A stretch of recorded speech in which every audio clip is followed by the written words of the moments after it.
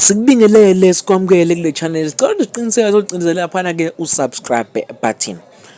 Umnomzane Cyril Matamela Ramaphosa useqinisekisile ukuthi namhlanje ebusuku kuyaphela uqagula ngecabinet lakhe.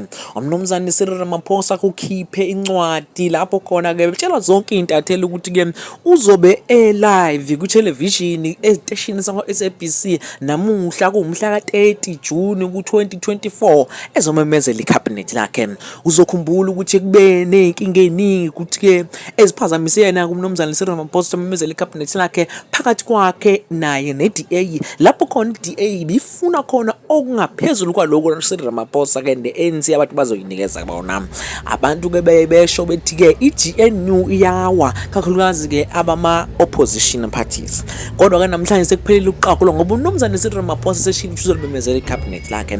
Uma ufuna ukuthola ukuthi kuzomemezela kuphi istatement nesikhishwe yena ke lapho umnomzane Cyril Ramaphosa uthi qinisekisa ukuthi uhlala eduze kweziteshi zakwa SABC ngoba ikhona lapho khona ke ezomemezela ke khona icabinet lakhe.